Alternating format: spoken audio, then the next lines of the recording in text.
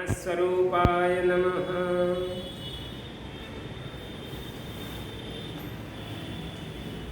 అథర్వవేదము 11వ కాండము 4వ సూక్తంలో 1వ మంత్రం. ఇందలి విషయము ప్రాణస్వరూప పరమేశ్వర నీకు మా నమస్కారము. నిన్న చెప్పిన మంత్రంలో పశుపతికి నమస్కారము, ఈరోజు ప్రాణస్వరూప పరమేశ్వరుడికి నమస్కారం అనే విషయం చూద్దాం. మంత్రం ఓం ప్రాణాయ నమో యస్య సర్వమిదం వశే యో భూతః సర్వస్యేశ్వరో యస్మిన్ సర్వం ప్రతిష్ఠితం. భావార్థం యస్య యవని వశే వశమందు ఇదం ఇది సర్వం అంతయు సమస్త ప్రపంచము కలదో ఆ యహ ఎవడు భూతః స్వయంభూడో సర్వస్య ఈశ్వరః అందరి స్వామియో మరియు యస్మిన్ యవనిలో సర్వం విశ్వబ్రహ్మాండమంతయు ప్రతిష్ఠితమై ఆధారపడి ఉన్నదో ప్రాణాయ సమస్త ప్రాణుల ప్రాణస్వరూపుడగు ఆ పరమేశ్వరునకు నమస్కారము. భావార్థం ఎవని వశమందు సమస్త చరాచర జగత్తు కలదో విశ్వబ్రహ్మాండము ఎవనిపై ఆధారపడి ఉన్నదో ఎవడు ప్రాణులకు అన్నింటికీ ప్రాణస్వరూపుడు అట్టి పరమాత్మకు నమస్కారము. ప్రాణులన్నింటికి ఇక్కడ కేవలం మానవుడు అనలేదు, సమస్త ప్రాణులు ఆ ప్రాణులో ఉన్న ప్రాణస్వరూపమై ఉన్నాడు పరమాత్మ. అంటే అక్కడ ఆ ప్రాణాన్ని తీసేసి దాన్ని చంపేస్తే ఎవరిని తీసేసినట్టు? పరమాత్మని తీసేసినట్టే, అంతే కదా దాని అర్థం. ప్రాణులలో నేను ప్రాణస్వరూపుడనే ఉన్నానంటాడు, దాన్ని తలనరికి చంపేసి యజ్ఞాల్లో వేసేస్తే పుణ్యం వస్తుందని అంటున్నారు వాళ్ళు. పుణ్యం వస్తుందా పాపం వస్తుందా? పరమాత్మ చెప్తున్నాడు ఇందులో ప్రాణస్వరూపుడని. కాబట్టి అది వేద విరుద్ధము, పరమాత్మకు విరుద్ధము. ప్రాణిని చంపటం అనేది అది ఆహారం కోసం చంపుతావో యజ్ఞం కోసం దేనికోసం చంపినట్టుగానే ప్రాణి హింస పరమేశ్వరునికి విరుద్ధము, అతని ఆజ్ఞకి విరుద్ధము. అలాంటి విషయం వేదంలో ఉండదు కాబట్టి ఇది వేద విరుద్ధము. ఈ వేద మంత్రంలోనే ఆ విషయం ఉన్నది.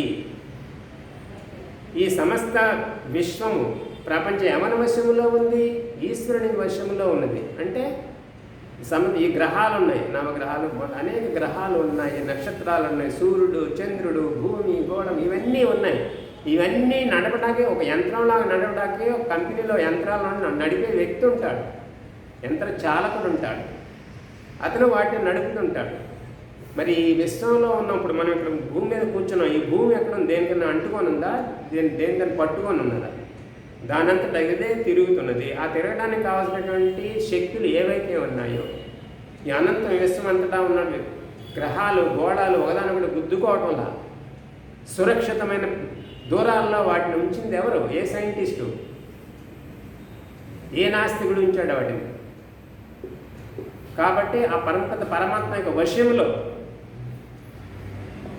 ఆయన పాలనలో, వాళ్ళ నియమాలకు అనుసరించి ఇవన్నీ తిరుగుతున్నాయి. కాబట్టి ఇక్కడ వశమందు ఎవడు భూతః స్వయంభువుడో సర్వస్య ఈశ్వర అందరి స్వామియో అతడు ఎవనిలో ఉన్నాడు? ఈ విశ్వమంతటా బ్రహ్మాండం వాయించాడు. స్వయంభువ అంటే ఇక్కడ అర్థం ఏంటంటే భువ అంటే సృష్టి జరగడం, జన్మించటం, పుట్టడం. స్వయంభువ అంటే అతను ఎవరు పుట్టించేవాడు లేడు, అతను పుట్టేవాడు కాదు. పుట్టేవాడైతే చనిపోవాలి. మరి దేవుడు చనిపోతాడా? చనిపోయినప్పుడు పుట్టకూడదు. పుట్టుక లేనివాడు పరమాత్మ, అనాది. అటువంటి పరమాత్మ యస్మిన్ ఎవనిలో సర్వం విశ్వ బ్రహ్మాండమంతయు ప్రతిష్ఠితమై ఆధారపడి ఉన్నదో ఈ సమస్త విశ్వ బ్రహ్మాండమంతా అతనిపై ఆధారపడి నడుస్తున్నది. నియామకత, ఆధారత, సమన్వయత, 3 విషయాలు. నియామకత అంటే వాటిని సృష్టించి స్థితిని కల్పించి నియామకుడు ఒక నియామకుడు నుండి తీరాలి, అతనే పరమాత్మ. ఆధారత, ఈ ఆధారత అనేది ఏంటంటే మన గోడానికి గర్భిణ ఉంది, దీని నుంచి ఒక శక్తి ఉంది. మనం జారి పడిపోకుండా మనం పట్టి ఉంచేటటువంటి శక్తి ఉంది. అది అలాగే ఒక గోళానికి మధ్య ఆకర్షణ శక్తి, వికర్షణ శక్తి ఉంది. ఆకర్షణ శక్తి నుంచి దూరంగా ఉన్నప్పుడే ఇవి గుద్దుగా ఉంటాయి. ఈ రకంగా ఆధారత సమన్వయత. గోళాలన్నీ కూడా వాటి వేగాలు వాటి యొక్క ఘన పరిమాణం మీద ఆధారపడి, వాటి బరువుల మీద ఆధారపడి ఉంటుంది ఆ చలించడం అనేది. ఇవన్నీ కూడా ఈశ్వర అధీనంలో ఉన్నాయి. అటువంటి పరమాత్మ అన్ని ప్రాణులలో ఉన్నాడు, ప్రాణస్వరూపుడై. కాబట్టి ఆ ప్రాణస్వరూపునికి అయిన పరమాత్మకు మా నమస్కారం అని చెప్తున్నాడు. కాబట్టి దీన్ని బట్టి ఈశ్వరీయ భక్తులు అనేవాళ్ళు హింస చేయకూడదు.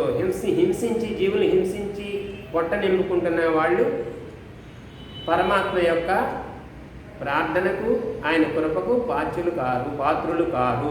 ఈశ్వర భక్తులు కానే కారు, హింస చేసి ప్రాణాలను చంపేవాళ్ళు. కాబట్టి ఈ స్వరూపమునకు మా నమస్కారము అనేది సారాంశం. ఓం ఇతి శబ్దం.